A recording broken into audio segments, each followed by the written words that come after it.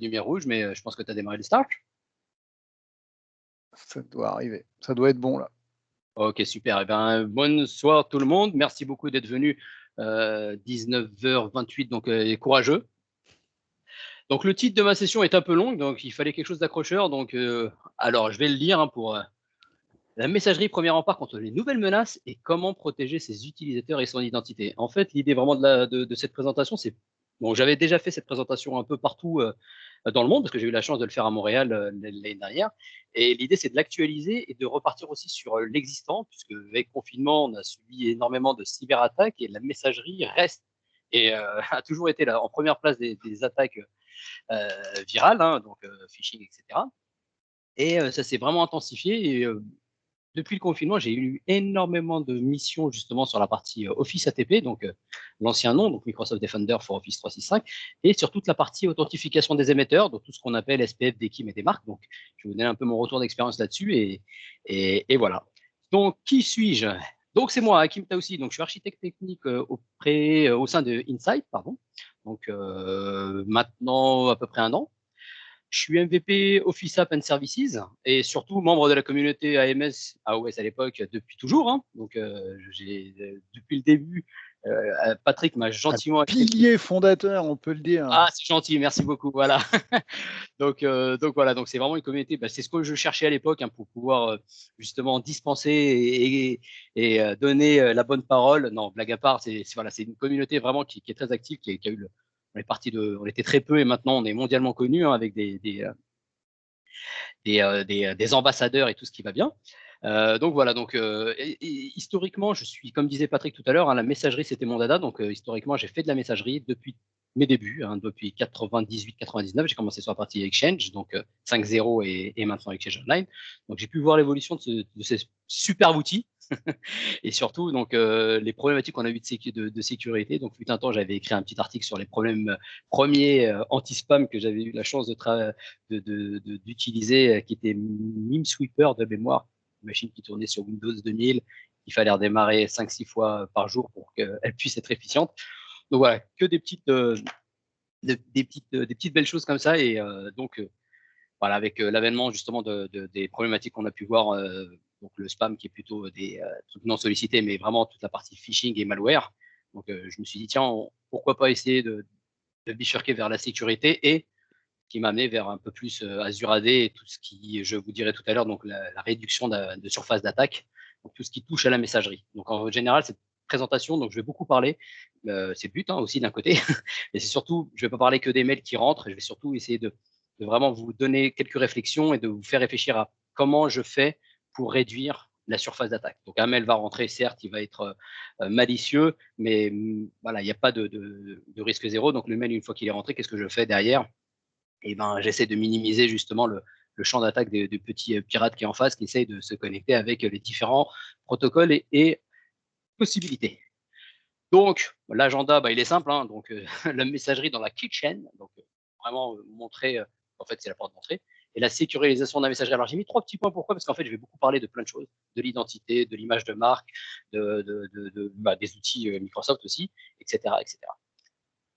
Donc, allez, c'est parti. Donc, la messagerie dans la kitchen. Donc, cette slide-là qui est de Microsoft, hein, donc vous la connaissez tous, hein, toutes, pardon. Donc, en fait, qui vous montre justement une vraie chaîne d'attaque sur une entreprise X, donc avec les différents mouvements, comment j'entre justement dans l'entreprise. En fait, ce qui est à gauche, hein, c'est l'entrée et on peut voir que c'est la partie messagerie. Donc, on a tous les outils qui sont derrière qui vous permettent de vous sécuriser sur cette partie-là. Donc, je vais vraiment parler que de Microsoft Defender for Endpoint, for Office 365, autant pour moi. Donc, vraiment la partie messagerie. Donc, on peut le voir, hein, on reçoit un mail, donc que ce soit fiche avec rentrée avec credential. Une fois que j'ai les credentials, je rentre dans la boîte aux lettres ou je balance un petit malware. Donc, la personne a exécuté une macro, dit tiens, il y a rien qui se passe, mais au final, il y a quelque chose qui est en train de tourner derrière. Il y a des récupérations d'informations et autres. Donc, une fois que je suis dans la place, ça dépend. Est-ce que je veux juste récupérer le carnet d'adresse de la société X ou est-ce que je veux juste récupérer les contacts de la société Y ou plutôt je veux m'installer dans la place et du coup suivre un peu le mouvement qu'on peut voir dans cette slide-là.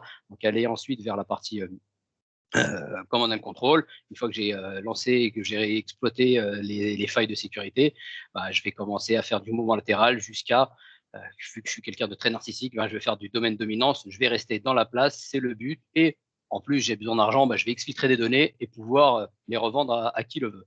Donc voilà vraiment un peu le type d'attaque qu'on a et malheureusement qu'on voit de plus en plus. Donc la partie de gauche, c'est horrible quand on regarde les stats de tout ce qui rentre dans une boîte, dans une société, pardon, sur un tenant, une organisation.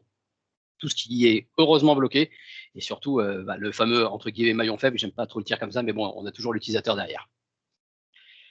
Oh, j'avais mis une animation super. J'ai dû mettre du temps pour la faire. Donc le petit carré rouge, donc vraiment sur la partie Office 365, Microsoft Defender for Office 365 et qui s'appelait à l'époque Office AT.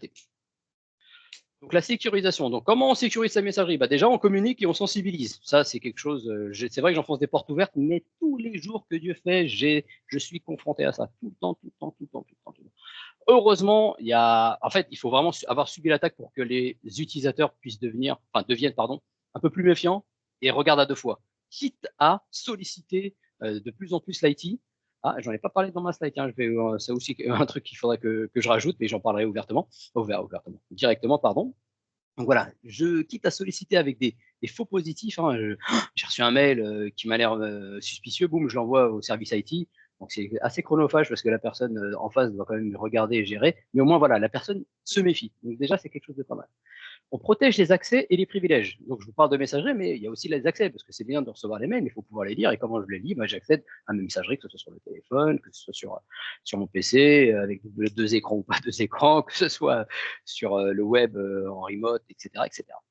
Privilège, pareil, donc je suis simple user, mais les administrateurs, je l'ai vu et je le revois souvent, beaucoup d'admins, de comptes utilisateurs sont admins, donc ont des rôles importants au sein de l'organisation, au sein d'Exchange, et c'est des cibles potentielles. Donc, si jamais ils se font ficher, en fait, le mec, il arrive et il rentre, en plus d'être rentré dans l'organisation, il a accès à tout. Il est top admin, il peut faire plein mal de choses. Protection des identités. Alors, quand je dis identité, donc c'est pas forcément le login mot de passe, c'est plutôt le nom. L'identité de l'entreprise, l'identité de la personne, les fameux fraude au président, les fameux spoofing, usurpation d'identité, etc. La protection contre la fuite de données. Tout à l'heure, je vous parlais d'exfiltration de données, il y a quelque chose de très simple. C'est le routage. Donc voilà, c'est quelque chose qui malheureusement est configuré par défaut. Donc Microsoft a revu sa copie, j'en parlerai tout à l'heure, mais dans le workbook de l'attaquant de base, ça dépend par quel moyen il est rentré, mais en général, ce qu'il fait, il fait une règle de routage une fois qu'il est rentré dans la boîte aux lettres pour pouvoir suivre les échanges, pour pouvoir avoir de la matière et pouvoir ensuite mieux attaquer. Donc il fait de la reconnaissance, il s'installe, il est là, il suit, il regarde des mails. Hop, il dit tiens, il y a telle facture qui est envoyée à tel truc, je vais commencer à regarder un peu plus, je vais pouvoir pré-formater un message qui correspond un peu aux échanges et hop, je vais me faire passer pour une des personnes et je vais arriver à mes fins. Malheureusement, c'est des choses ça semble être de la science-fiction, mais c'est des choses qui ont été vues et qui peuvent paraître bateaux pour certaines personnes qui font de l'IT et qui sont un peu comme moi en disant je suis pas un très bon utilisateur, moi je suis plutôt admin, donc c'est vrai que j'échange pas beaucoup de données personnelles, j'ai pas ce recul-là et au final, non, c'est des choses qui existent vraiment. Donc, je parlais de communication. Donc, le maillon faible, c'est vrai que je l'ai mis entre guillemets, j'aime pas le dire, mais j'ai vu des choses qui font quand même assez peur. Donc, on peut les sensibiliser. Donc, là, Microsoft a eu la gentillesse de mettre en GA mieux encore. Donc, il y a une feature qui s'appelle Attack Simulator qui était vraiment orientée plutôt spear phishing et éventuellement brute force avec mot de passe, etc., qui était dans le package E5, donc avec Office ATP. Maintenant, Microsoft a sorti la V2 et l'a ouverte à l'ensemble des utilisateurs et des licenciés E3. Donc, à partir de la licence E3, on peut simuler. C'est vachement mieux parce qu'on peut la customiser. Il y a des articles pas mal dessus. On peut customiser des attaques. On peut faire pas mal de choses. Et ce qui est génial, c'est qu'en plus, on sensibilise. C'est-à-dire qu'une fois qu'on a mené la campagne de phishing, que l'utilisateur s'est fait avoir, il a rentré ses creds, etc., automatiquement, il va recevoir un meeting request avec merci de vous former sur attention comment je fais pour reconnaître les messages, etc. Donc, c'est génial. Il y a vraiment de plus en plus de choses. Donc, c'est pareil ce matin, j'ai enfin, je l'ai partagé sur LinkedIn, c'est plus facile à dire, cette news. Donc l'attaque simulator est ouvert à tout le monde, donc n'hésitez pas, si vous avez la licence 3, vous pouvez l'utiliser et c'est gratuit. Bon, il y a des gens qui le font très bien, des éditeurs qui le font très bien, mais voilà, ça permet de le faire directement sans avoir à réfléchir à monter une infra bien particulière ou à gaspiller peut-être un peu d'argent ailleurs. En campagne régulière, etc. Ne sensibiliser sur la messagerie aussi. La messagerie doit rester pro. Rentrez pas vos données pro dans des sites comme Le Bon Coin, Vinted, etc. Donc voilà, faut faire très très très attention parce que c'est des choses qui sont fuitables facilement. Surtout quand on fait de la reconnaissance et quand on justement excusez-moi, on essaye d'appâter, donc on arrive à voir, enfin l'utilisateur va tester, enfin l'attaquant va tester, va voir que la personne est sur Twitter, elle aime bien, j'adore donner l'exemple elle aime bien les saucisses, donc les saucisses de Francfort, donc voilà, je vais essayer de l'appâter en faisant du spear phishing en disant tiens Patrick, tu as une promotion sur le lot de 50 saucisses. Donc forcément, je sais que tu vas être sensible et tu vas cliquer dessus, tu vas me donner tes coordonnées. Donc voilà, il y a des choses qu'il faut vraiment faire attention. C'est vraiment à son image sur le net, à sa réputation sur le net. Ne pas hésiter à avoir plusieurs adresses, hein, comme moi j'en ai pas manqué pour des tests et pour un utilisateur lambda. Donc je pense qu'on peut aussi utiliser sa boîte Gmail pour du perso et laisser sa boîte pro vraiment pro. Alors l'avant-dernier point, c'est vraiment vraiment d'actualité.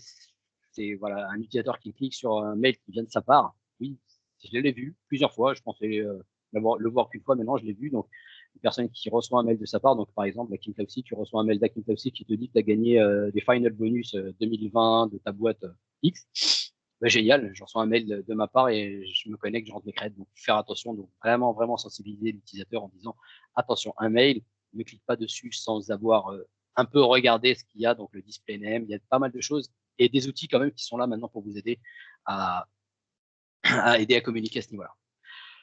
Maintenant, je vais parler des accès et des privilèges. Hein. Donc, il y a quelque chose qui est très très important. On a eu pas mal de discussions. J'avais fait l'identité Days il n'y a pas longtemps et on parlait justement de tout ce qui était ActiveSync et le blocage d'ActiveSync. Hein. Donc, une grosse discussion. Il y a un article qui va arriver bientôt. Là, je suis en train justement de le pondre avec les différentes méthodes.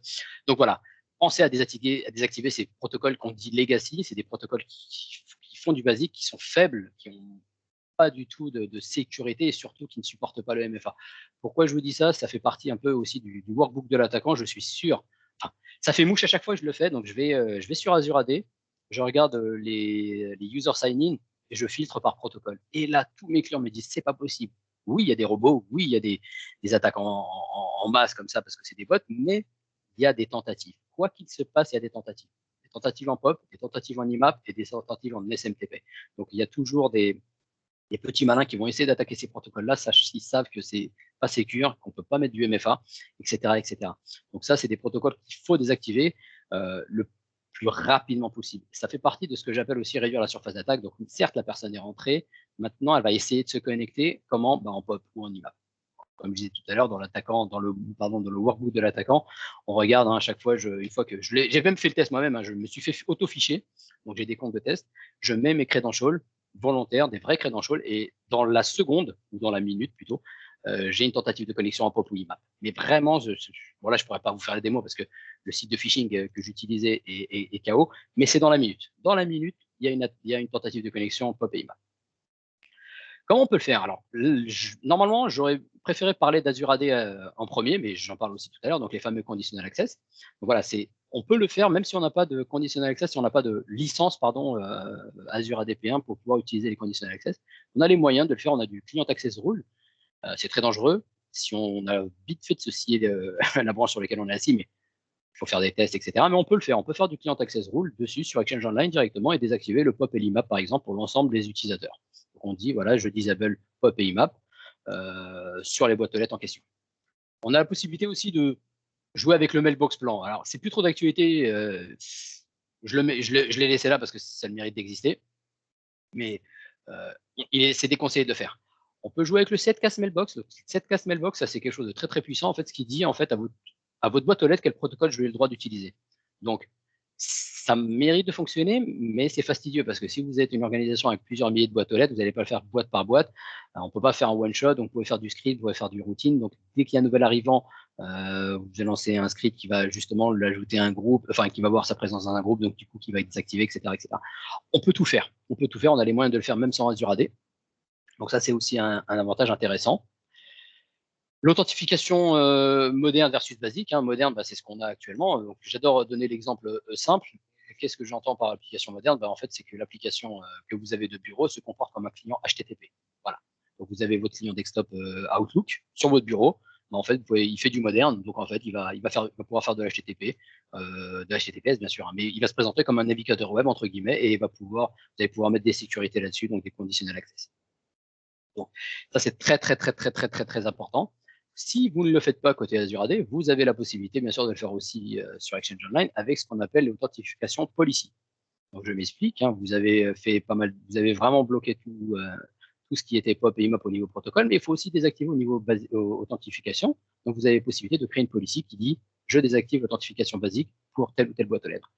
C'est génial quand on le fait ça revient au même, pardon, quand on le fait à grande échelle, puisque derrière, ça nous permet de nous assurer d'une certaine sécurité. C'est-à-dire, il y a une faille, en fait, qu'on a découvert qui existe, c'est j'ai désactivé l'ActiveSync côté Azure AD, super, en conditional access, mais si je rentre directement mes credentials en rentrant outlook.office365.com, je peux faire de l'ActiveSync. Donc, en fait, je caricature bien sûr, mais je ne passe pas par l'Azure AD. Je passerai directement par Exchange Online.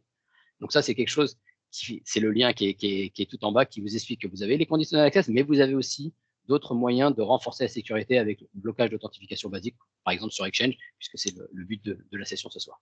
Donc je me connecte, je désactive l'authentification basique, excusez-moi, je me connecte en auto-discover ou en ActiveSync directement en passant en direct, ce sera bloqué. Voilà, on est sûr que c'est bloqué. Microsoft a mis depuis 2-3 mois maintenant la possibilité de le faire au niveau du portail, que je n'utilise pas du tout, donc je préfère vraiment le faire boîte par boîte, ça évite de faire des bêtises et éventuellement d'exclure des boîtes aux lettres qui ne supporteraient pas l'authentification moderne. On a vu qu'on a des applications tierces on ne peut pas faire, on peut pas faire autrement, donc on les laisse, on les migre, on leur donne quand même accès à ces protocoles dits faibles, mais on les surveille un peu plus que les autres boîtes aux lettres. Breaking news, alors j'ai mis l'heureux parce qu'en fait c'était l'année dernière, mais maintenant c'est revenu, ça aurait dû être désactivé au niveau des tenants depuis octobre. Maintenant non, Microsoft donne la possibilité donc de le désactiver soi-même, que ce soit le portail que je le disais tout à l'heure par authentification basique qui existe un peu plus longtemps. Mais voilà, Microsoft annonce la fin de l'authentification basique. C'est reporté à octobre 2021. Alors là, je ne vais pas prendre les paris, mais je pense qu'à un moment ou à un autre, ils vont vraiment couper dans le vif, ils vont vraiment le désactiver, à l'exception du SMTP haute. Pour l'instant, il y a encore quelques petits coups de tournevis à donner.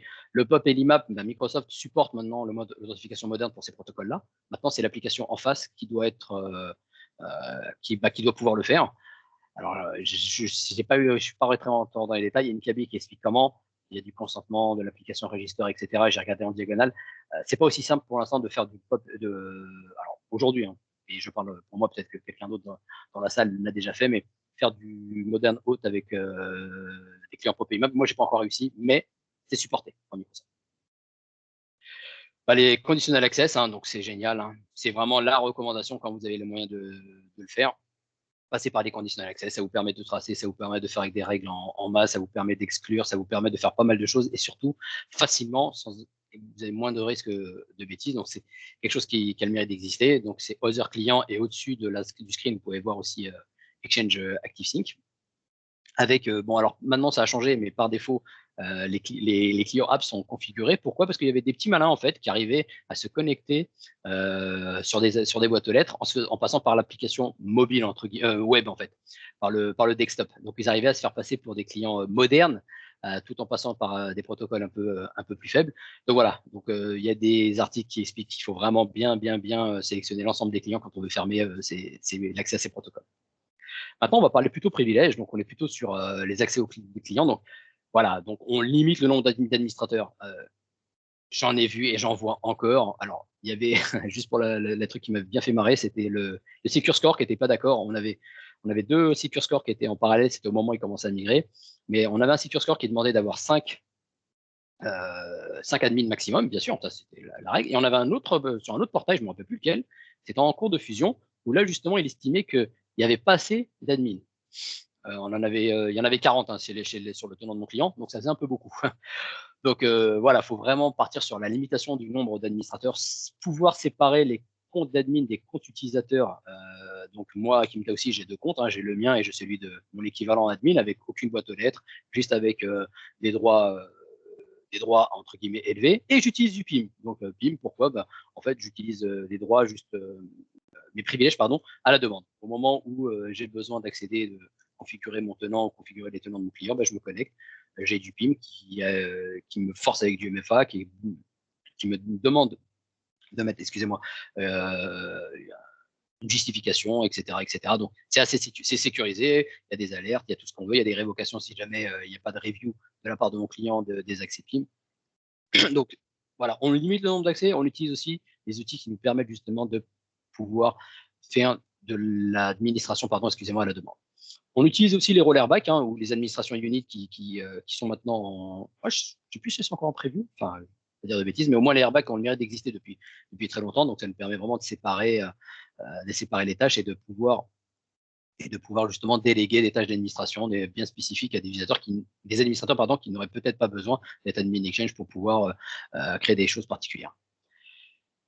Important, c'est le fameux groupe donc e-discovery aussi, donc faire attention, pouvoir justement configurer, qui sont par défaut, mais regarder, qui sont par défaut, oui et non, elles sont par défaut, mais elles sont sur les tenants admin, c'est-à-dire que les alertes sont envoyées à des comptes qui n'ont pas forcément de boîte aux lettres, donc c'est important de pouvoir customiser ces alertes-là. Donc dès qu'il y a un ajout d'un utilisateur dans un groupe, soit groupe Exchange Admin ou groupe Discovery, on a une alerte. Donc Microsoft a bien vu que c'était des groupes qui avaient quand même des privilèges assez hauts, comme le Discovery. Le Discovery, donc on peut faire des recherches dans la boîte aux lettres, on peut aller très profond dans une boîte aux lettres, jusqu'au contact, on peut restaurer, on peut récupérer, donc faire attention. Et toutes les tâches, elles sont loguées. Donc que vous rentrez dans le groupe, dans le compte Discovery, vous avez une alerte. Quand vous lancez justement un scénario, donc e-discovery avec une recherche bien spécifique d'une boîte aux lettres, etc., c'est logué. Tout est logué. Donc c'est pourquoi? Parce qu'en fait, c'est vraiment des comptes qui sont très des groupes, par exemple, on a vraiment des full power, donc on malheureusement pouvoir nuisible donc de récupérer et de voler des données. J'ai eu à faire justement des recherches justement sur des comptes fut un temps, donc une personne qui était en Discord avec sa société, elle a essayé de pomper des mails, donc les alertes étaient là mais personne ne lisait, donc on a eu de la chance de pouvoir remonter, malheureusement les faits étaient déjà faits, mais voilà, il y a eu de la fuite à ce niveau-là, donc faut faire attention, et donc encore plus si jamais vous avez des comptes d'admin avec vous avec votre compte user, vous faites ficher, l'attaquant il a vraiment full accès à votre tenant et il peut tout faire au niveau des boîtes aux lettres. Analyse, audit, etc. C'est quelque chose qui doit être récurrent, qui doit rentrer dans les mœurs, vérifier vraiment les accès parce que ça bouge énormément et on a la chance de pouvoir avoir énormément d'informations. Tout est logué sur cette partie côté Exchange Online et Azure AD. Maintenant, je vais vraiment parler messagerie. Donc peut-être que c'est un peu le sujet un peu plus intéressant, mais comment moi je protège mon identité. Donc ce que j'appelle l'authentification des émetteurs, c'est un peu l'image de Taosi, donc moi, de mon nom, à l'extérieur de l'organisation, à l'extérieur d'Internet. Donc on a ce qu'on appelle le SPF, le DKIM et le DMARC. Je vais rentrer un peu plus en détail. Donc pourquoi je les mets au début, mais je vais en parler à la fin. En fait, c'est vraiment le prérequis même. Vous voulez mettre en place de la sécurisation au niveau de votre tenant IOP, vous avez Microsoft Defender for Office 365, c'est génial. Et il faut commencer par configurer tout ce qui est SPF DKIM. Et si vous avez possibilité de le faire, parce que le démarque est un peu plus long, ça a le mérite d'être projet dans un projet, en fait. Mais il faut le faire. Il faut d'abord sécuriser son identité à l'extérieur, pouvoir s'assurer que personne ne vous usurpe, ou si quelqu'un vous usurpe, qu'il soit bloqué. Que ce soit quelqu'un qui vous usurpe, vous, et qui essaye de rentrer dans votre tenant, ou qui usurpe votre identité pour essayer d'attaquer quelqu'un d'autre, il faut que ce soit bloqué, donc grâce à ces moteurs et ces mécanismes présents qui datent maintenant, le SPF. Alors la première fois que j'ai fait du SPF, c'était début 2000. J'étais chez à l'époque CGA, donc ancien Veolia, ancien Onyx, et on travaillait avec Renault qui avait mis en place des SPF. C'était tout nouveau, et en fait Renault nous appelle en disant on n'arrive plus à vous écrire. Alors on me demande à Kim pourquoi tu bloques au niveau Exchange. Je dis non, moi au niveau Exchange je bloque rien. SPF, Sender Policy Framework, Sender. Donc et en effet, en fait, ils avaient mis des IP privés et du coup ils bloquaient tout le monde plus personne de Renault pouvait écrire des mails. Et c'était génial parce que là, je vous fais un raccourci, mais ça avait duré presque 2-3 semaines et je m'étais fait lyncher en disant c'est toi qui bloque, pourquoi, fais du whitelisting, etc. Mais je dis non, ça ne ressort pas de l'organisation, donc je ne peux rien faire. Donc SPF, c'est très très vieux, hein, vraiment début 2000. Des équipes un peu plus récentes, des marques, ça commence. J'ai fait beaucoup de démarques ces derniers temps, donc c'est pour ça que je vais donner un peu mon retour d'expérience à ce niveau-là. Et ensuite, les classiques, un Microsoft Defender for Office 365. On a les trois rockstars, hein, le SafeLink, le Safe Attachment et l'Advanced Anti-Phishing. Pour la petite histoire, on a quand même déjà des premières sécurités. Hein. On a, avec EOP, on a déjà de l'anti-phishing, de l'anti-spoofing, moins avancé, et pas par défaut. Mais voilà, donc Microsoft Defender for Office 365 arrive quand EOP pêche un peu au niveau des au niveau des scans. Donc c'est vraiment ce qui va nous aider après coup. Une fois que le mail a été distribué, éventuellement, qu'est-ce que je peux faire derrière? Je vais vous montrer un peu ce qu'il y a comme possibilité, comme outil.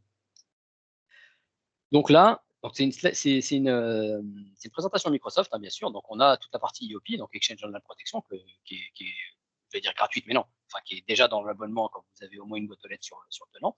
Vous avez tous les différents moteurs, les différents filtres. Donc le filtrage anti-spoofing que je vous donnais tout à l'heure, donc dans l'ordre. Une fois que l'ensemble des moteurs sont passés, on a les trois moteurs Office ATP, donc c'est encore l'ancien nom, qui est donc la détonation, donc le Safe Attachment, l'URL Writing, donc le Safe Link, et l'Advanced Anti-Phishing.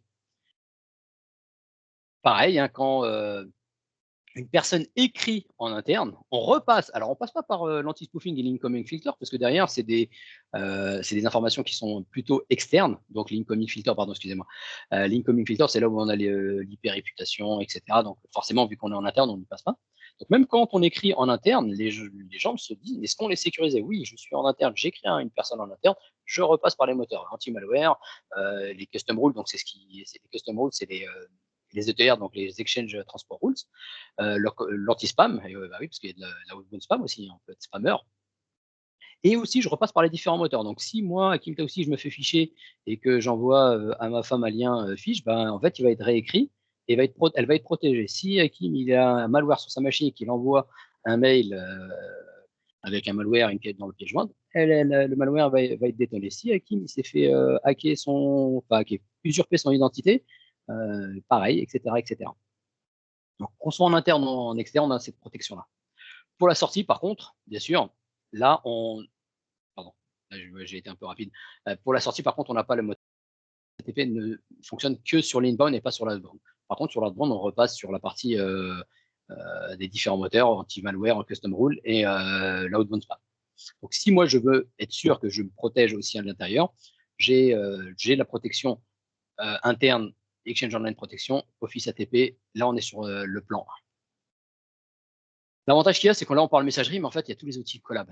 On a tous les outils collab qui sont protégés avec Office ATP. Donc, si moi, j'ai une pièce jointe avec un malware dans mon OneDrive, il y a une protection. Si je colle mon malware dans un site SharePoint ou dans des groupes Teams, celui-ci est détonné par Office ATP. En fait, tous les mécanismes se parlent et on n'est pas vraiment bloqué que sur la partie messagerie. Ça, c'est aussi un avantage.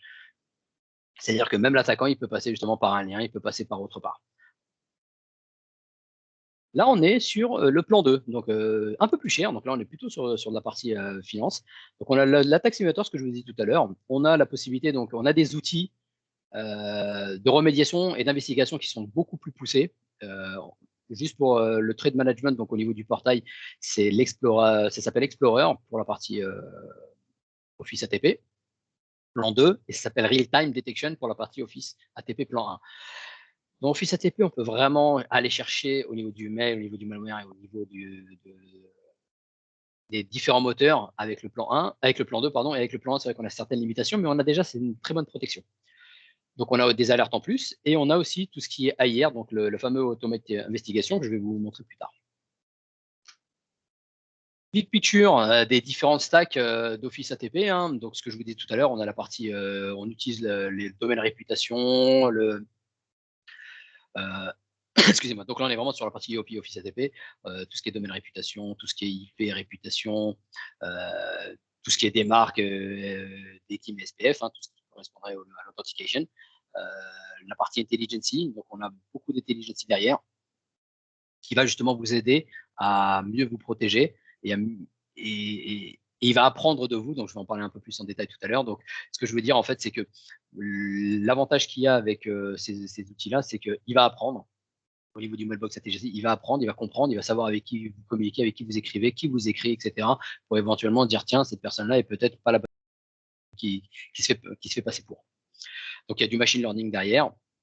Donc, on a vraiment tout ce qui est au niveau front. On a tout ce qui correspond à l'intelligence avec le domaine impersonnation. Ça, c'est quelque chose qui est vraiment très fort.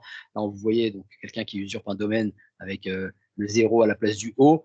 Il va le détecter. Donc, il va dire, il y a le domaine me paraît un peu suspicieux. Je vais le mettre en carrosse. Tout dépend de la politique que vous avez mise, donc la quarantaine ou suppression du message, etc. Pareil pour le user impersonnation. Donc, moi, je vais faire l'attaque au président. Je suis avec Imta aussi. Qu'est-ce que je vais faire? Je vais me faire passer pour le directeur, pour Patrick Guimonet. Voilà, donc au niveau du display name, je vais mettre Patrick Guimonet, même si le domaine derrière, ça va être toto.fr. Quand un utilisateur de sa société va recevoir le mail, il va voir Patrick Guimonet au niveau du display name.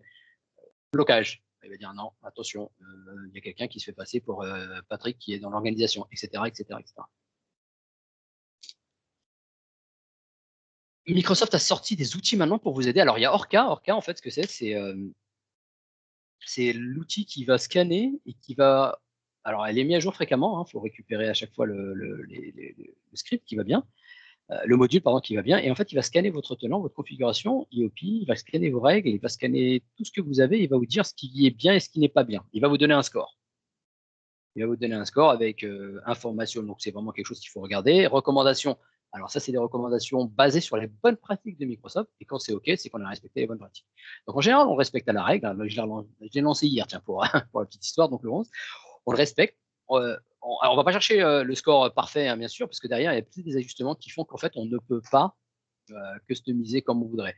Il arrive qu'il y ait une adresse IP qui est dans le waitlisting, en fait, on peut pas faire autrement parce que derrière, il y a un historique, etc. Donc, du coup, on perd du score. Mais au moins, c'est très bien. Ça vous donne vraiment l'ensemble. Je ne sais plus combien il y a de points, mais il y a énormément de points. Ça vous donne vraiment une vue vraiment très, très, très détaillée de la configuration que vous avez. Alors, en général, on le lance toujours avant mission et en fait, on le lance à chaque fois qu'on fait une intervention. Comme ça nous permet aussi d'avoir un historique de ce qu'on a pu faire. Maintenant, Microsoft a sorti aussi des configurations, des policies en fait pré-configurées pour vous, qui vont vous aider en fait. Pourquoi? Parce qu'il y a beaucoup de clients qui achètent Office ATP et qui sont out of the box et qui ne configurent rien derrière. Donc là, ça va vous aider à configurer la protection avec deux types de policy, un standard, hein, donc qui va s'appliquer sur quelque chose qui est quand même très agressif à mon sens, et super strict, où là vraiment c'est du super agressif.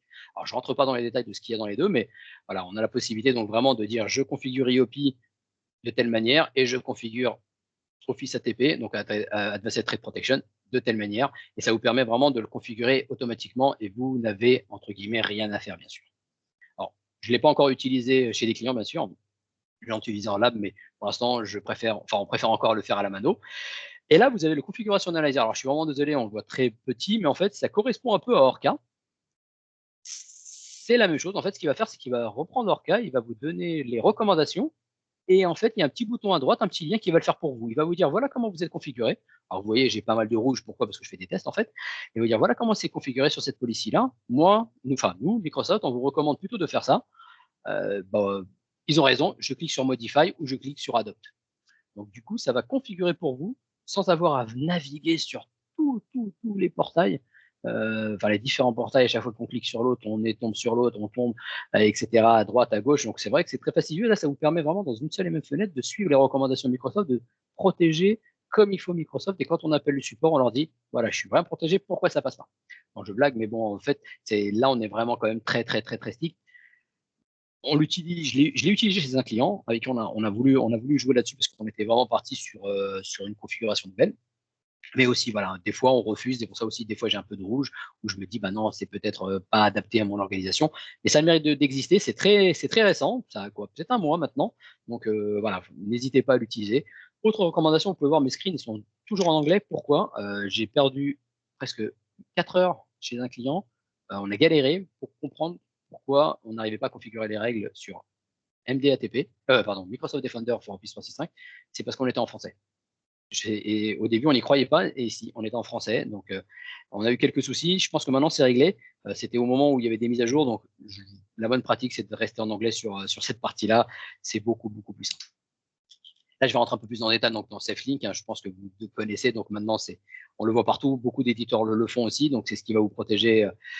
C'est un peu ce qui sauve les vies, ce que j'aime bien dire. Donc, c'est la réécriture de liens. Donc, vous recevez un mail avec un lien malicieux. Si le mail a été distribué parce qu'il n'a pas été bloqué en amont par rapport à son URL réputation, URL détonation, etc., l'utilisateur va cliquer sur le lien va être sandboxé, va être ouvert.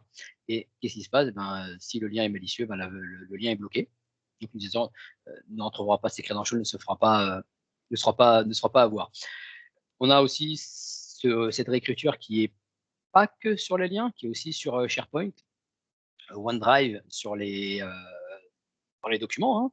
Si jamais, comme je disais tout à l'heure, je mets un lien malicieux dans un document Word sur mon SharePoint, celui-ci sera réécrit.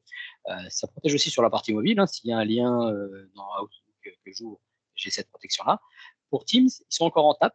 Donc, l'option est ouverte dans la configuration. Normalement, ça devrait arriver, je pense, avant la fin de l'année, où on a la possibilité d'avoir de la réécriture dans Teams donc pour cette protection avancée sur les différents liens malicieux. On a la possibilité, bien sûr, de faire des listes noires, des listes blanches, hein, de faire du strict block, etc., etc. Donc, il y a énormément de policy. Mais c'est une fonctionnalité vraiment qui est très facile et très simple. Il y a un minimum de communication quand même, de 3 slides à faire pour vos utilisateurs, pour leur dire attention, voilà ce qui se passe quand vous avez un lien qui est bloqué ou un lien qui est en cours de scan. Donc, le mail n'est pas distribué, le lien n'est pas ouvert puisque derrière, il est en train d'essayer de jouer pour vous avant de délivrer le lien s'il est up ou pas. Le safe attachment, donc c'est la protection contre les attaques de type D0. Donc là, c'est du sandboxing. Hein, donc il y a un mail qui est joint, qui est envoyé, Word, Excel, PDF. Il va y avoir une détonation sur un panel de machines type, donc des Windows 10 avec telle version, avec un Office de telle version, etc. Donc une fois que celui-ci est détonné, s'il est viable, il est distribué. Sinon, il n'est pas distribué. Il est bloqué, bien sûr.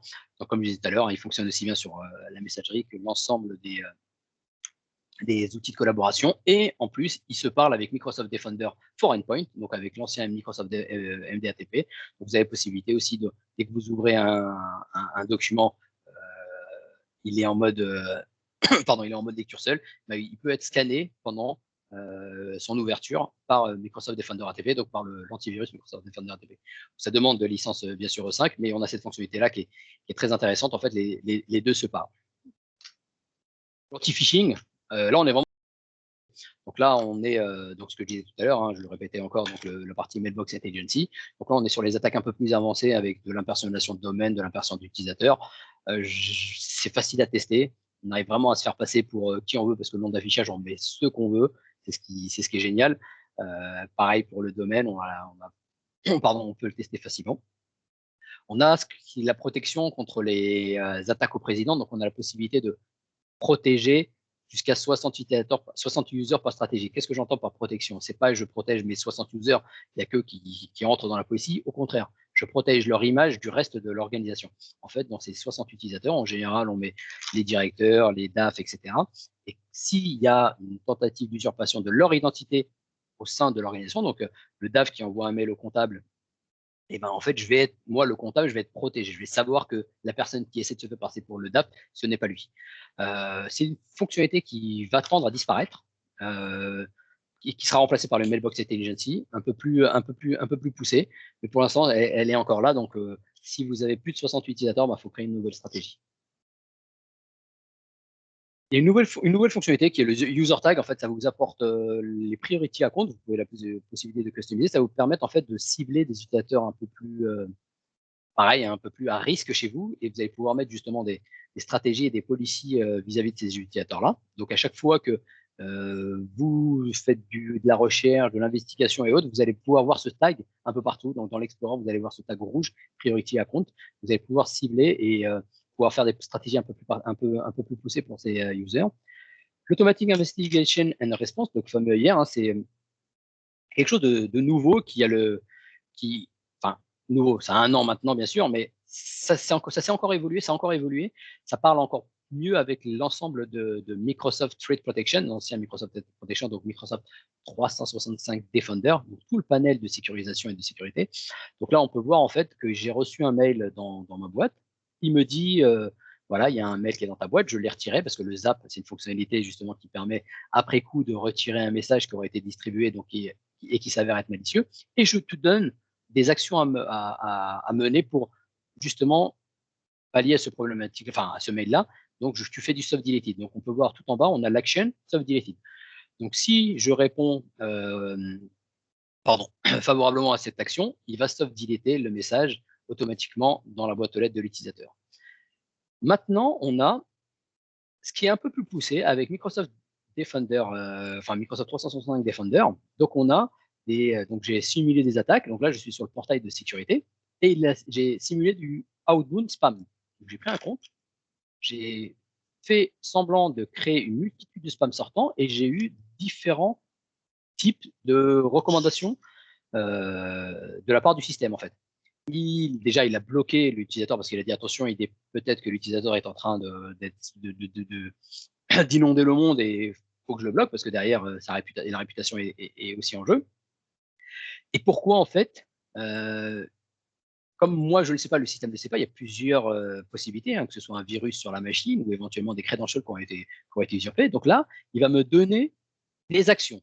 Donc, sur les différents messages que j'ai pu envoyer, lui me dit attention, j'ai vu qu'il avait fait une règle de transport. Je pense que ton compte, comme je disais tout à l'heure, dans le fameux workbook du parfait attaquant, je vais mettre une règle de routage de la boîte aux lettres. Donc là, il me dit attention, Hakim, je pense que ton compte que tu utilises, l'agent qui le contre, le DRH de Caméra Café pour ceux qui connaissent, il a créé une règle de transport.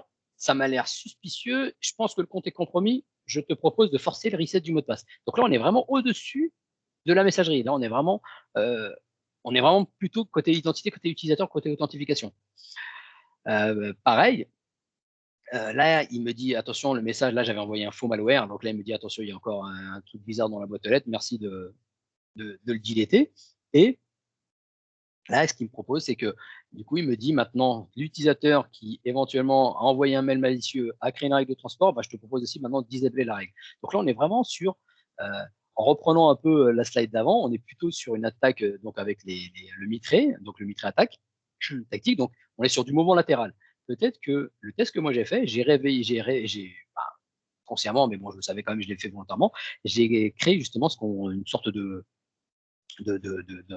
d'enchaînement qui permet de dire peut-être que là il y a vraiment un mec qui s'est fait voler ses credentials, qui s'est fait usurper son identité, qui est en train de bombarder tout le monde et qu'en plus juste avant il a mis une règle de transport. Donc, voilà, on a ce type-là, cette catégorie-là, et on sait répondre rapidement. Bien sûr, j'ai reçu une multitude d'alertes sur la boîte aux lettres. C'est pas quelque chose qui était dormant sur le portail. J'avais reçu justement toutes les alertes et les recommandations que Microsoft m'a proposé justement de supprimer, de forcer le reset du mot de passe, de faire du delete. Bon, je l'ai pas fait volontairement pour les différentes présentations. Mais voilà, c'est des choses qui n'existaient pas encore avant et qui sont amenées à être demain automatisées. Alors, j'ai dit demain, j'avais le même discours il y a un an, mais là, pour l'instant, on a des playbooks qui nous sont proposés par Microsoft, des actions qui nous sont proposées, mais bientôt, on se focalisera un peu, entre guillemets, sur l'essentiel et ces actions seront automatisées par le système. Non, je ne sais pas, mais normalement, c'était dans la phase 2 l'année dernière. Quand on parle donc de protéger sa messagerie, donc là, c'est un peu le final de cette partie-là. Donc, on est vraiment, on contrôle donc les accès, ce qui permet surtout aussi, donc je disais tout à l'heure, de minimiser entre guillemets le vol de données via la messagerie. Mais qu'est-ce que moi je dois faire pour m'assurer que les mails ne sortent pas sans contrôle de ma part? C'est les fameux transferts automatiques. Les transferts automatiques. Chaque fois que je vais chez un client, je lui dis regarde les stats des transferts automatiques sur une semaine. Alors, ce n'est pas des commandettes que je lance, hein, c'est un portail et il y a écrit un gros chiffre qui dit en une semaine, il y a eu 500 ou 600, voire plus, voire moins, de transferts en une semaine. Donc, en général, les RSSI font des bons ou même l'admin exchange. Et en effet, c'est configuré par défaut. Par défaut, le transfert automatique est ouvert à l'ensemble de l'organisation. Je crée une règle de transport pour envoyer mes mails sur outlook.com. Ils partent de l'organisation sans aucun problème sur Gmail, etc., etc. Maintenant, Microsoft a revu sa copie aussi, et donc on a une règle Ah, je pensais que j'avais été coupé, excusez-moi, a revu sa copie et du coup, on a la possibilité donc de créer des stratégies bien spécifiques et de le bloquer déjà dans la partie IOP Output Spam, de bloquer ce qui est transfert automatique. Il y aura toujours du transfert automatique pour des applications tierces, pour des besoins métiers, mais au moins on sait bloquer et on sait contrôler mieux cette partie blocage. Alors, juste pour la bonne expérience plutôt la bonne expérience, mon retour d'expérience, il y a plusieurs types de transferts. On est bien d'accord qu'il y a la règle de transport classique qu'un administrateur peut faire sur le tenant. Okay. Il y a la règle Outlook que moi je mets dans mon client de messagerie. Ok. Donc, grâce à ces blocages-là, si je mets la règle de transfert d'Outlook, c'est bloqué. Super. Je peux le faire via OWA ou via le client lourd Outlook. Parfait. Par contre, il y a une faille qu'on a vue avec un client, je ne sais pas s'il est là ce soir, et qu'on a vu en fait, et qui s'appelle le bouton transfert. C'est un bouton qui a été hérité d'Outlook ou d'Hotmail, et donc vous avez les règles de transport dans OWA, mais vous avez aussi un bouton transfert. Et quand le bouton transfert est activé, même si vous bloquez au niveau outbound, IOP, les transferts automatiques bloqués audio, les mails sont transférés. Donc, en général, il y a plusieurs recommandations. On le bloque au niveau règles de transport, on y bloque au niveau règles, on le bloque au niveau outbound et on le bloque au niveau user dans les stratégies utilisateurs de la messagerie au mode web. Voilà. En fait, on enlève le bouton transfert. Ça arrive, en fait, ça permet de customiser ce que voit l'utilisateur. Donc, ce bouton-là, le transfert, on l'enlève. Donc, il pourra faire toujours des règles de transport. Hein, je suis pas admin. Il pourra toujours faire des règles de transfert, puisqu'il peut faire des règles de transfert en interne, etc. Mais le bouton transfert disparaîtra. Et ça, c'est une faille, malheureusement. On a d'autres fonctionnalités, bien sûr, hein, tout ce qui est DLP, AIP, etc., qui sont des fonctionnalités avancées, qui permettent justement de bloquer par des patterns, par des des fichiers, etc., des différents labels maintenant, des transferts vers l'extérieur. Maintenant, je vais parler plutôt des authentifications des émetteurs. Donc, la fameuse bonne pratique est à mettre en place avant tout. Avant les 3 petits points. Donc, SPF, DKIM, DMARC, c'est vraiment 3 enregistrements DNS. C'est du DNS pur et dur. C'est du DNS, mais bon, il y a quand même de la recherche à faire. Et surtout, ne pas hésiter, contacter les fournisseurs tierces. Alors, en général, le SPF, c'est simple. On récupère les IP, etc. On sait. Le DKIM, un peu moins. En général, c'est quand on commence à avoir 2-3 mails qui sont catégorisés comme spoof qu'on se dit ah, peut-être que lui est autorisé à m'envoyer, etc. Donc en général, on contacte Mailchimp, on lui dit tu peux me donner ton DKIM? Oui, ok, etc., etc. Donc il faut vraiment, c'est des projets à part entière. On a vite fait de faire du blocage malheureusement de mails entrant ou sortant, hein, bien sûr. Donc à destination de l'organisation ou à destination à des partenaires qui recevraient des newsletters de votre part. Donc ne pas hésiter à contacter les fournisseurs tiers. C'est très facile à dire, mais par contre, en général, par expérience, à chaque fois que je suis sur des projets de ce type-là, on a du mal, nous, avec l'IT, à savoir qui a contacté tel ou tel service d'envoi de mail, puisqu'en général, c'est beaucoup la com ou le marketing qui le fait, qui n'a pas impliqué le service IT, et du coup, on part un peu à la pêche, à l'information, et ça peut être très, très, très long. Donc, le SPF, hein, comme maintenant, c'est quelque chose qui est dans les mœurs, bon, le renfort, ça a été renforcé hein, côté Microsoft au niveau du check. Donc voilà, ça permet de lutter contre le spoofing. IOP vérifie forcément si un SPF est configuré. Et ils sont un peu plus stricts qu'avant. À l'époque, c'était un peu plus ouvert. À un moment, ils ont fermé un peu les vannes. Si tu n'as pas de SPF, c'est que tu n'es pas bon. Et du coup, beaucoup de blocages. Ils ont revu leur copie. Donc voilà, SPF.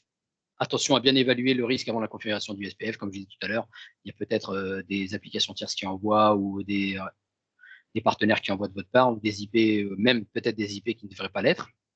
Donc à retirer aussi pour éviter justement de créer des failles. Là, j'ai oublié de parler vite fait de tout ça dans le truc, mais là, ça me fait passer au SPF. Alors, on le voit beaucoup, hein, tout ce qui est whitelisting, c'est quelque chose à proscrire. Le whitelisting est à supprimer. Que ce soit des whitelistings d'IP, des whitelistings de domaine, des whitelistings d'utilisateurs. Il faut les supprimer. Il ne faut pas qu'il y en ait. Ou un minimum. Pourquoi? Parce que si vous mettez du SPF, c'est génial, mais si jamais vous whitelistez un domaine, bah, ça ne sert à rien. Il passera quand même.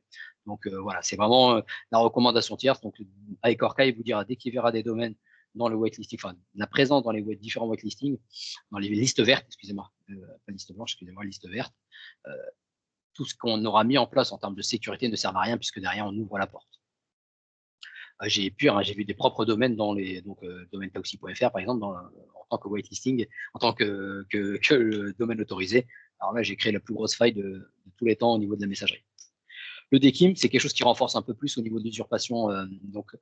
Contre l'usurpation, en fait, on est basé sur du chiffrement. Donc là, il y a une clé privée qui est dans le header et la clé publique, c'est celle que vous publiez dans vos DNS publics.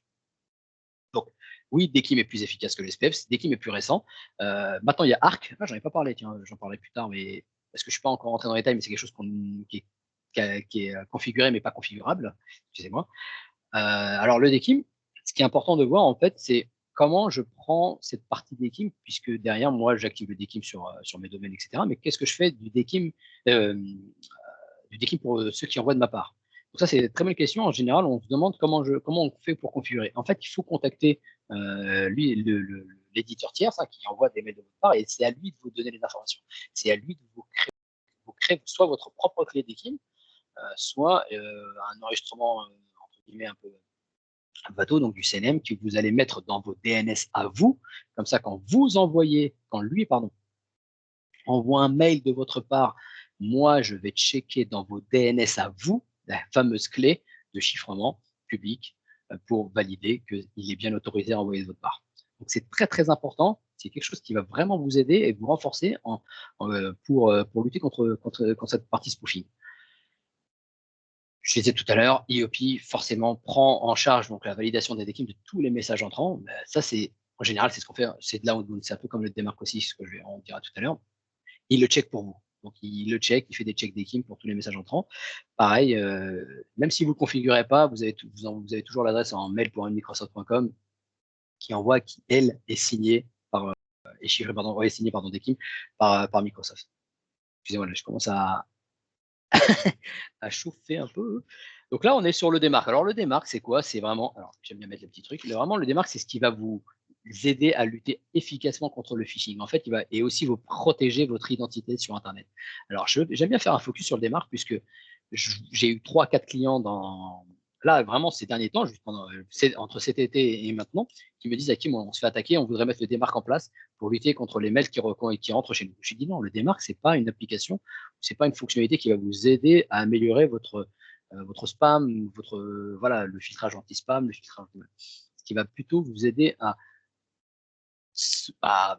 protéger, entre guillemets, votre identité sur Internet. Oui, ça va vous aider aussi à vous protéger de certains mails entrants. Pourquoi? Parce que si vous mettez en place des marques sur un mail qui essaie d'être frauduleux, donc qui se fait passer avec un mail from différent du vrai from en question, oui, ça va bloquer. Mais c'est surtout votre image à l'extérieur. Puisque la policy qu'on met en place, c'est vraiment qu'est-ce que je fais à l'extérieur. Donc, quand je parle donc de fameux RFC from, donc c'est ce qu'on voit au-dessus, hein, donc le fameux mail from, donc le vrai mail from, le ne pas répondre à fichier.com, c'est le vrai émetteur. L'utilisateur, lui, va voir quoi? Il va voir hakim.toxi.fr, donc il va penser que c'est quelque chose de fiable et de viable. Il va dire c'est génial, c'est Hakim qui m'envoie un mail, alors que non, derrière, c'est le ne pas répondre. Donc il va cliquer sur le lien et il va se faire alpaguer malheureusement. Donc ça permet de lutter contre ces types d'usurpation. Donc c'est quelque chose de très très puissant.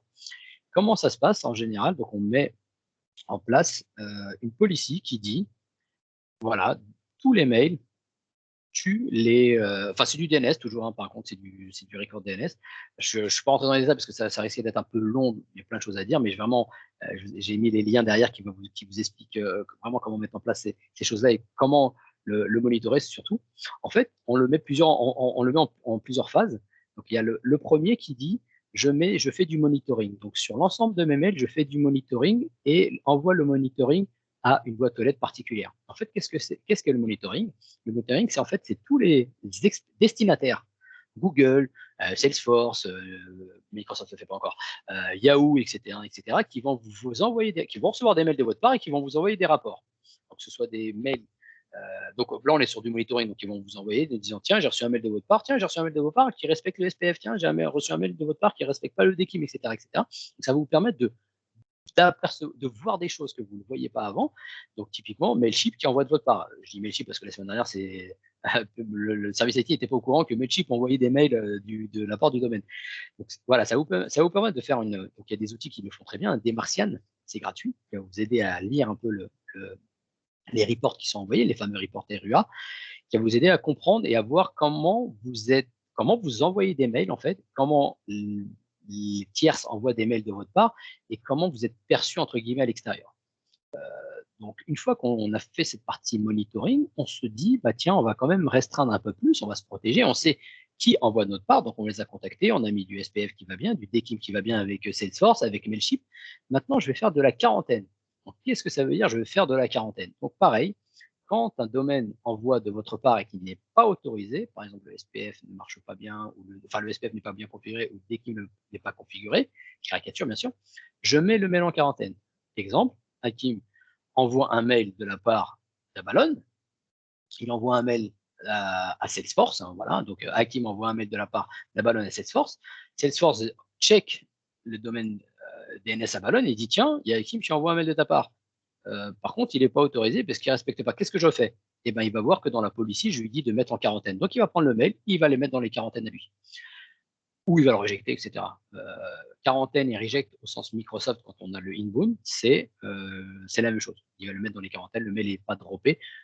Parfois, les mails sont droppés. Par exemple, Gmail drop les mails. Donc, il n'y a plus possibilité de recevoir si jamais il ne respecte pas le démarque. Donc, c'est quelque chose de très, très puissant. Une fois qu'on a finalisé cette quarantaine, on fait du reject et on fait du strict sur l'alignement SPF et d'équipe.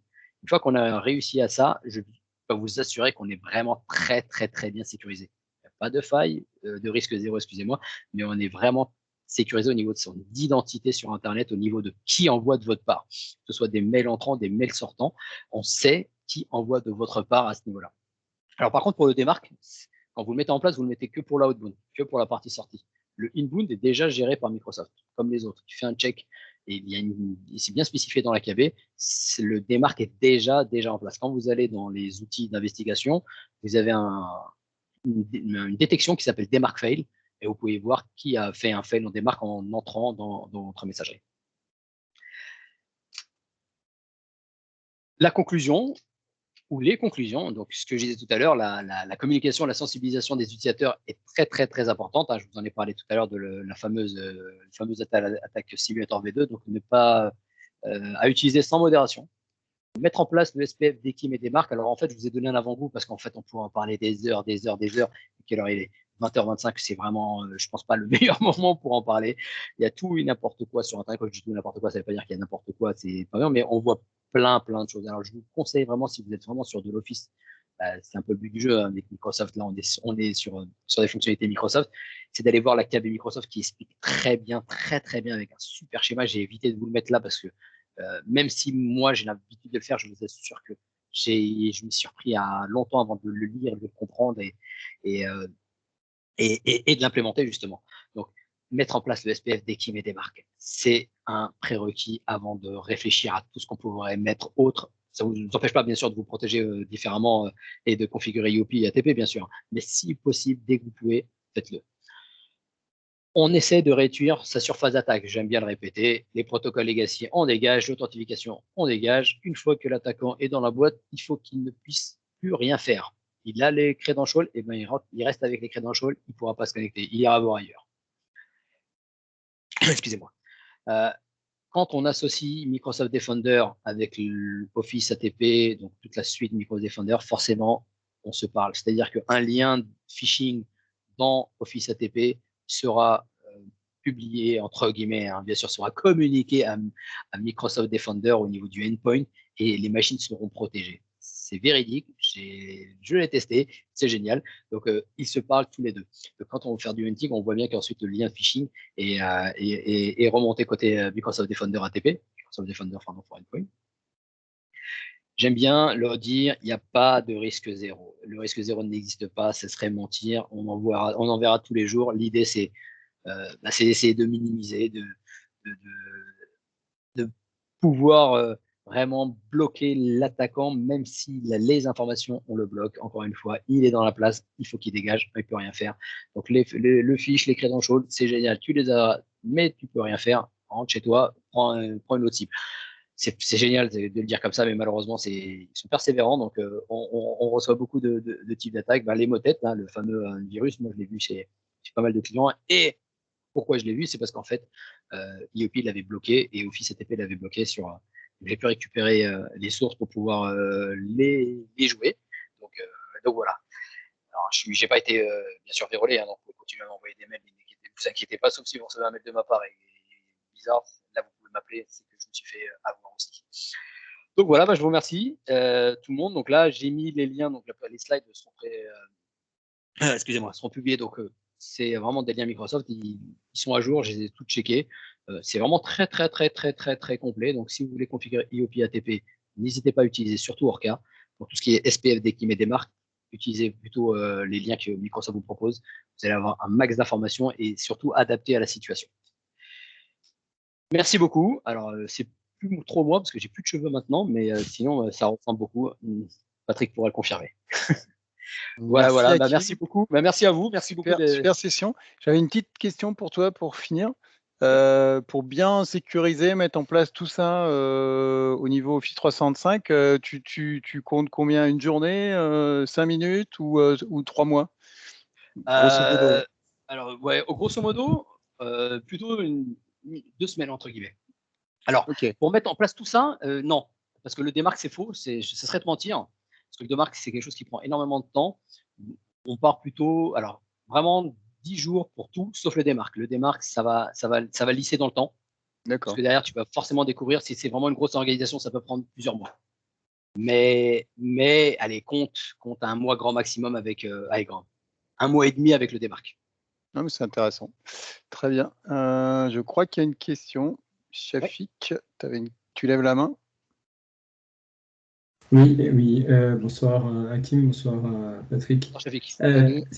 J'ai suivi avec intérêt la présentation d'Hakim. Je voudrais revenir là sur la partie simulateur d'attaque, donc effectivement qui est disponible. Je voulais savoir actuellement, alors j'ai peut-être pas, je dois avoir une 3 je crois. Il n'y a que 4 attaques possibles actuellement. Est-ce qu'il y a possibilité d'en avoir plus? Est-ce que tu penses que ça sera le cas? Est-ce que ça sera possible aussi? Parce que là, j'ai découvert ce matin via effectivement ton post sur LinkedIn. Est-ce qu'on a la possibilité de personnaliser et surtout de rendre persistant? Parce que là, j'ai lancé un test, j'ai pu tester pour rendre mes comptes, mais je ne peux plus retrouver. Je vois le rapport, mais en gros, l'attaque que j'ai menée, je ne peux pas le retrouver et le relancer. C'est une simulation d'attaque que tu as lancée sur le nouveau portail ou c'est sur l'ancien? Non, c'est le nouveau portail là. C'est bien celui-ci? Non, c'est l'ancien. Ah, d'accord. Pas sur le preview. D'accord. Et normalement, c'est sur celui-ci qui a été. D'accord, ok. C'est celui-ci, le fameux, tu vois, qui est en preview, qui est le nouvel attaque simulator. Ok, donc là, on a l'historique, on peut relancer des attaques qu'on a. Ouais, complètement, ouais. Complètement. Ok. Bon, bah, c'était ça. Alors. Ok, bon, bah, je vais aller sur le nouveau alors. Voilà, le nouveau qui est sur sécurité.microsoft.com. Ouais. D'accord, ouais, j'étais sur protection.office.com. Ok. Ah bah tiens, je vois qu'il y a des gens d'Abalone qui ont joué avec mon attaque simulator. Oh la vache. Ah, les coquins. Ils sont partout, hein, ils sont partout. Ils sont partout, hein, purée. D'accord. Ok, non, bah, merci beaucoup. Merci à toi. Très très riche. La presse, elle est disponible? Je ne l'ai pas encore publié, mais je la publierai. Hein. Je pense que je la mettrai dans la partie fichier directement du Teams. Ouais, voilà, c'est plus simple. Ouais. Ok. Bah, merci beaucoup et à très bientôt, Hakim et Patrick. Merci. Merci à toi. Salut. Ouais. Bonne soirée. Merci.